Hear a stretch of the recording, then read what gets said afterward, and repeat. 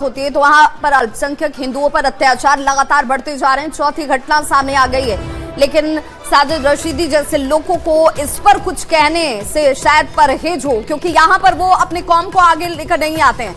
लेकिन जब बात शाहरुख खान और क्रिकेट के चुनाव के बीच की होगी तो वहां पर हिंदू मुस्लिम जरूर किया जाएगा। हिंदू शख्स को बेरहमी से पीटा जाता है, जलाने की कोशिश की जाती है। हालांकि इस शख्स ने तालाब में कूदकर अपनी जान जरूर बचा ली, लेकिन सवाल यह है कि आखिर एक एक करके चुन चुनकर यहाँ अल्पसंख्यक हिंदुओं को निशाना बनाया जा रहा है। तो आखिर इस पर रोक और विराम कब लगेगी, कैसे लगेगी, इस पर सारे लोग एकजुट होकर कोई बयान क्यों नहीं देते हैं। इस शख्स के जिसकी तस्वीर आप इस वक्त देख पा रहे हैं, बांग्लादेश में एक बार फिर से ये चौथा मामला जब हिंदू के ऊपर हमला किया गया है और उसे पहले तो बेरहमी से मारा गया, पीटा गया, चाकू से गोदा जाता है और इतने से भी इनका मन नहीं भरा तो इस शख्स को जलाकर मारने की कोशिश की जाती है। राहत की बात ये रही कि इस शख्स ने किसी तरह से भागकर पास के तालाब में छलांग लगाई और अपनी जान को बचाया है।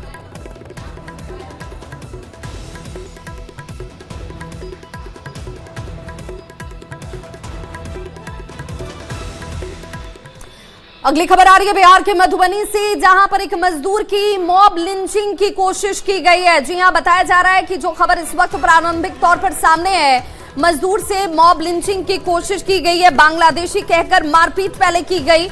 मजदूर की हालत गंभीर बताई जाती है। पीड़ित का इलाज इस वक्त चलता हुआ। राजनगर थाना क्षेत्र का ये मामला। सुपौल का रहने वाला ये शख्स है मोहम्मद मुर्शीद, जिसे बांग्लादेशी कहकर पहले तो पीटा गया, मॉब लिंचिंग करने की कोशिश की गई। इस वक्त ये गंभीर स्थिति में इलाजरत।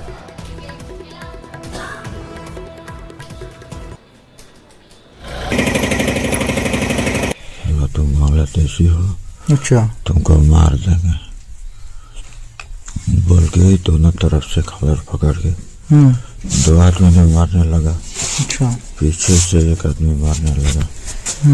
मारते मारते करीब गाँव हमको कम से कम 2-3 किलोमीटर में कोई हमको बचाने वाला नहीं।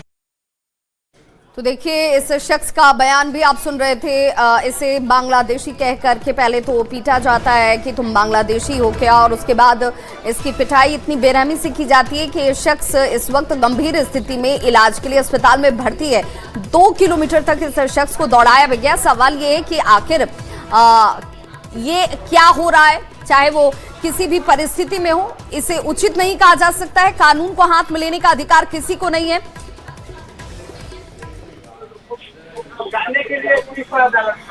और संवाददाता प्रशांत जो हमारे साथ इस वक्त ज्यादा जानकारी के साथ ऑनलाइन पर जुड़ गया। प्रशांत, क्या जानकारी मिल रही है? ये शख्स कह रहा है कि इससे पहले बांग्लादेशी कह करके रोका गया, फिर दौड़ाया जाता है, पीटा जाता है।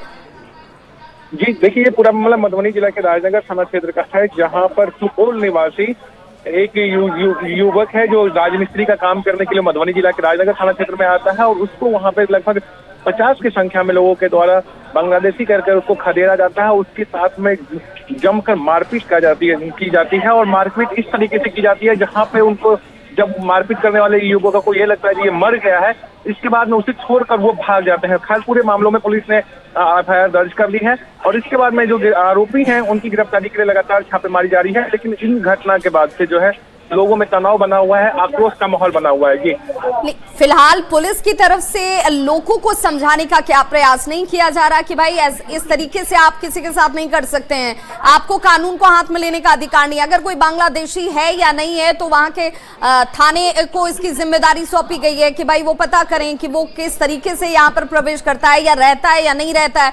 लोग इस कानून को हाथ में कैसे ले सकते हैं? जी देखिए, इस पूरे मामले को लेकर स्थानीय थाना के खिलाफ में लोगों का एक आक्रोश जो है वो जमकर सामने आ रहा है, क्योंकि आम लोगों ने ये शिकायत उन लोगों का है जो थाना ने इस पूरे मामलों में पहल नहीं की है। जब थाना को सूचना दी गई उससे कई घंटे बाद थाना मौके पर पहुंची है और वो लोगों को समझाने का प्रयास न करके बाकायदा जब उनको हॉस्पिटल में ले जाया गया तो काफी देर के बाद में प्राथमिकी दर्ज की गई है। इन पूरे मामलों को लेकर जो स्थानीय थाना है उनके खिलाफ में लोगों का जो है वो एक आक्रोश देखने को मिला है। पूरे मामलों को लेकर मधुबनी पुलिस कप्तान ने कहा है जो इस पूरे मामलों की जांच वो स्वयं कर रहे हैं और जल्द ही जो आरोपी है उनकी गिरफ्तारी सुनिश्चित कर दी जाएगी। चलिए, बहुत बहुत शुक्रिया प्रशांत। इस तमाम बांग्लादेशी कहकर मारपीट के मामले में जिस तरीके से इस वक्त तस्वीर सामने आ रही है वो चिंताजनक भी। हालांकि पुलिस ये कह रही है कि पूरी तहकीकात की जा रही है, कौन लोग शामिल थे जिन्होंने इस तरीके से मारपीट की घटना को अंजाम दिया है। 15 अगस्त 2027 ये तारीख आपके लिए एक बड़ी सौगात लेकर आने वाली है। जी हां, रेल मंत्री अश्विनी वैष्णव की तरफ से एक बड़ी घोषणा की गई और जानकारी के तौर पर सामने लाया गया कि भारत को अपनी पहली बुलेट ट्रेन जो है वो 15 अगस्त 2027 को मिल जाएगी। मुंबई से अहमदाबाद इसकी पहली रूट होगी। हालांकि बाद में इसे विस्तारित करते हुए अहमदाबाद से दिल्ली तक भी किया जाएगा। लेकिन एक तारीख जिसमें सभी ये जानना चाह रहे थे कि आखिर भारत में जिस बुलेट ट्रेन की बात की जाती है, जिस रफ्तार की बात की जाती है, वो आखिर कब दौड़ेगी। तो अब 15 अगस्त 2027 समय यानी कि डेडलॉक जो है वो सामने आ चुका है कि रेल मंत्री अश्विनी वैष्णव के इस ऐलान के साथ कि आपके सामने ये बुलेट ट्रेन दौड़ती हुई नजर आएगी मुंबई से अहमदाबाद के लिए पहली रूट के तौर पर। 2027 में आप सब अभी से टिकट खरीद लो। अच्छा चलो, आपको पहली जर्नी फ्री कराएंगे। पहला सेक्शन है सूरत से बिलीमोरा ओपन होगा, उसके बाद में वापी से सूरत ओपन होगा, उसके बाद में वापी से अहमदाबाद ओपन होगा और उसके बाद में ठाणे से अहमदाबाद ओपन होगा, फिर मुंबई से अहमदाबाद होगा। व्हीकल कंट्रोल डिसाइड करता है कि प्रपल्शन कब कितना चलेगा, राइट, ब्रेक सिस्टम कैसे चलेगा, पेंटो से जो पावर आ रहा है उसका कैसे इम्पैक्ट होगा, वो सब चीज़ें व्हीकल कंट्रोल सिस्टम डिसाइड करता है।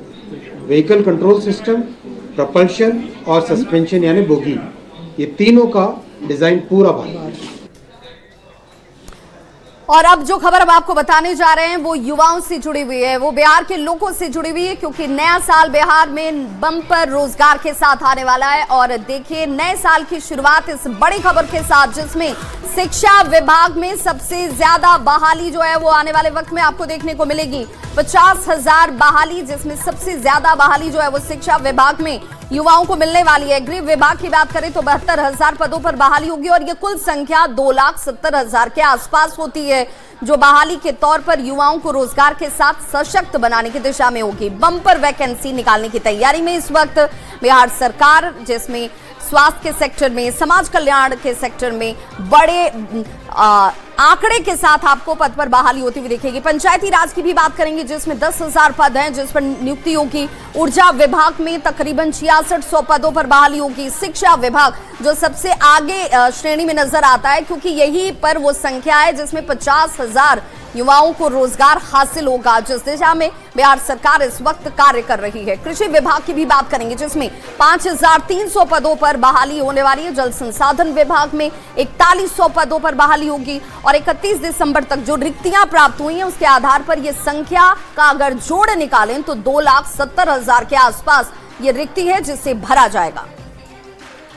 नए साल में नई सरकार ने 1 करोड़ युवाओं को नौकरी और रोजगार देने की कवायद तेज कर दी है, तो इसको लेकर बैठकों का सिलसिला भी लगातार जारी है। बताते चलूं कि इस साल 2,70,000 से अधिक पदों पर बहाली होने वाली है और जिसमें अलग अलग विभागों से रिक्तियां जो प्राप्त हुई है उसके आधार पर 1,42,041 पदों पर लगभग भर्ती प्रक्रिया शुरू कर दी गई है। सबसे अधिक जो भर्ती होगी वो है शिक्षा विभाग, स्वास्थ्य विभाग और गृह विभाग। शिक्षा विभाग को लेकर शिक्षा मंत्री सुनील कुमार ने प्रेस कॉन्फ्रेंस कर जानकारी भी दी थी कि TRE-4 की वैकेंसी आने वाली है और TRE-4 में जानकारी मिली है कि 27,000 पदों पर बहाली निकलेगी, लेकिन अभी भी 6 जिले ऐसे हैं जहां से रोस्टर क्लियरेंस नहीं हुआ है, यानी सीटें बढ़ भी सकती है।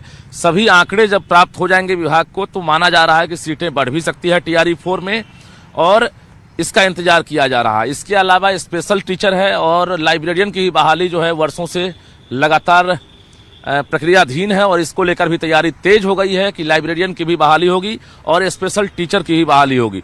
तो कुल 50,000 पदों पर लगभग बहाली होने की संभावना है शिक्षा विभाग में, जिसमें TRE-4, स्पेशल टीचर और इसके अलावा लाइब्रेरियन के पद हैं। बता दें आपको कि इसके अलावा जो है गृह विभाग भी लगातार तैयारी में जुट गया है और गृह विभाग में भी जो आंकड़े हैं वो प्राप्त कर लिए गए हैं। इस विभाग में लगभग 72,000 से अधिक पद खाली हैं और इनमें से 4762 पद जो है प्रमोशनल यानी प्रमोशन पाने वाले जो कर्मी हैं उससे भरे जाने हैं। पुलिस विभाग में 1,88,328 पद स्वीकृत हैं और नए साल में 36,568 पदों पर भर्ती होने वाली है। इसके अलावा स्वास्थ्य विभाग भी लगातार कवायद तेज रखे हुए है। स्वास्थ्य विभाग में अगर बात करेंगे तो राज्य के हॉस्पिटल और स्वास्थ्य केंद्र में 44,000 से अधिक पद खाली हैं। स्वास्थ्य विभाग को कर्मचारियों को काफी कमी झेलनी पड़ रही है। फिलहाल सरकार ने कवायद तेज कर दी है और युवाओं का इंतजार भी इसी साल खत्म होने वाला है। कैमरामैन दीपक के साथ रजनीश कुमार, न्यूज़ 18 पटना। और अगली बड़ी खबर इंदौर भगीरथपुर पूरे इलाके के मामले से जुड़ी हुई, जिसमें इंदौर को आप clean city, neat clean city के तौर पर जानते हैं, लेकिन वही इंदौर इस वक्त चर्चा में इसलिए है क्योंकि यहाँ का पानी दूषित है, प्रदूषित है और इसे पीकर अब तक 15 लोगों की जान जा चुकी है। कई लोग इस वक्त इलाजरत हैं अस्पतालों में, मौत और जिंदगी के बीच झूलते हुए। सवाल नगर निगम से, सवाल प्रशासन से, सवाल उन अधिकारियों से जिनकी जिम्मेदारी थी, जवाबदेही थी कि यहाँ पर साफ पानी जो कि लोगों का मौलिक अधिकार है उसकी रक्षा होती, लेकिन वही पानी अगर लोगों की जान पर भारी पड़ने लगे तो सवाल सिस्टम पर उठेंगे। मुख्य सचिव को नोटिस भेजा गया है दूषित पानी के इस मामले में। देखिए कैसे लोग कुछ समझ पाते, उससे पहले जिंदगियां निकलती चली गईं। नगर निगम तक लगातार शिकायत पहुंचाई जा रही थी, लेकिन कान में तेल डालकर सोया हुआ नगर निगम इस पर कोई संज्ञान नहीं ले रहा था। और जहां गटर का पानी वहीं पर पीने की टंकी, और समझिए कि किन हालातों में लोग वहां पर रहने को विवश थे। इस पानी के आसपास खड़ा होना भी मुश्किल है, दूभर है, लेकिन उस पानी को पीकर लोगों की जान चली गई। 15 लोगों की मौत हो चुकी है। एक्शन की बात जरूर कही जाती है, लेकिन जो जान चली गई उसकी भरपाई कैसे होगी? प्रशासन को रिपोर्ट पेश करने का आदेश, हालांकि इस मामले में कोर्ट ने अब ले लिया। अब तक फैसलों पर क्या कुछ आपने एक्शन लिया, इसका ब्यौरा दीजिए। मानवाधिकार आयोग ने भी इस पर स्वतः संज्ञान लिया। दूषित पानी ने 15 लोगों की जान ले ली है। मुख्य सचिव को नोटिस जारी किया गया है और पूछा गया कि आखिर ये हालात कैसे बने, इस पर संज्ञान वक्त रहते क्यों नहीं लिया गया, लोगों की जान पर यह पानी कैसे भारी पड़ गया। तो भगीरथपुर में साल 2022 से नई पाइपलाइन डालने के लिए फाइल एक दफ्तर से दूसरे दफ्तर जरूर घूमती है, लेकिन वो पाइपलाइन नहीं बिछ पाई।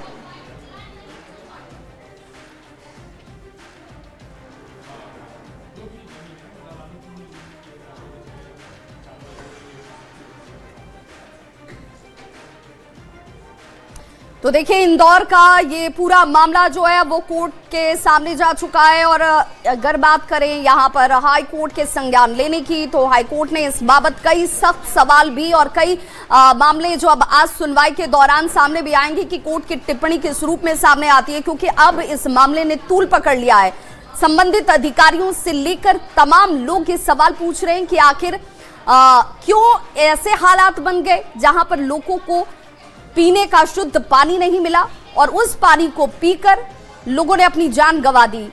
अब आज इस मामले पर कोर्ट में सुनवाई होने वाली है और इस पर सबकी निगाहें टिकी हुई है। मध्य प्रदेश हाई कोर्ट में ये सुनवाई होनी है। हाई कोर्ट ने प्रशासन को रिपोर्ट पेश करने का आदेश दिया हुआ है। साथ ही अभी तक आखिर आपने क्या प्रिवेंटिव मेजर्स लिए, क्या कदम उठाए हैं आपने, इसकी जानकारी भी आपको देनी होगी। अभी तक जो कदम उठाए गए वो कितने कारगर हैं, पूरा रिपोर्ट दीजिए। दूसरी तरफ राष्ट्रीय मानवाधिकार आयोग की तरफ से तो स्वतः संज्ञान लिया भी गया है।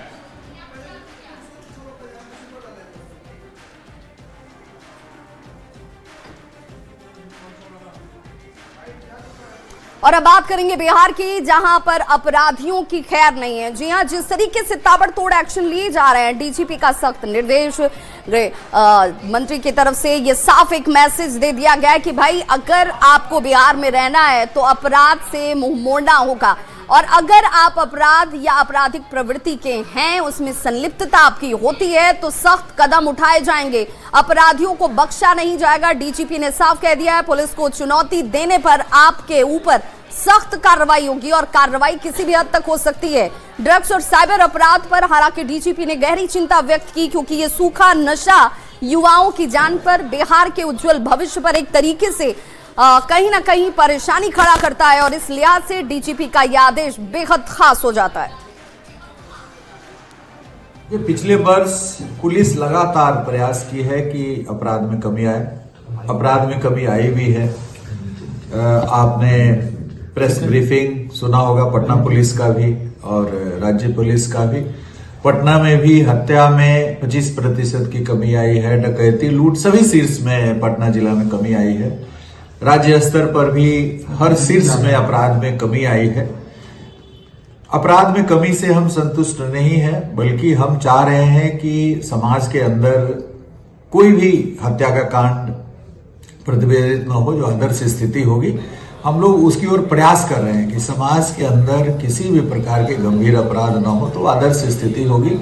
और धीरे धीरे आप बिहार के अपराध मानचित्र पर यदि नजर डालेंगे, दृष्टिपात करेंगे, तो आपको दिखेगा कि पिछले 20 वर्षों में लगातार हर शीर्ष में जो पारंपरिक अपराध शीर्ष है उनमें कमी आई है।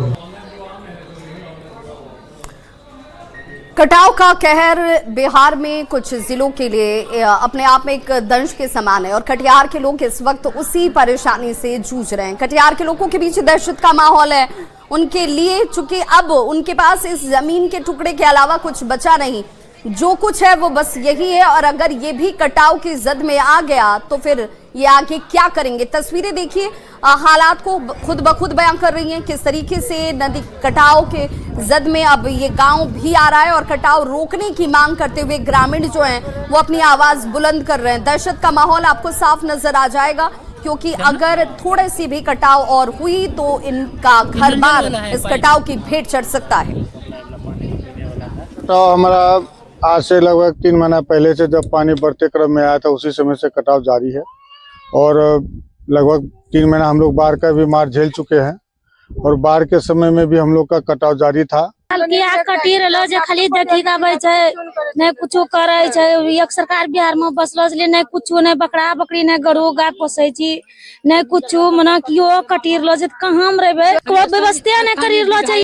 पहले भी जो कटाव निरोधी कार्य है वो किए गए हैं और कुछ और जगह हैं जो बाद में जिनका पता चला कि अक्टूबर के बाद उनको करने के लिए विभाग की अनुमति की आवश्यकता होती है।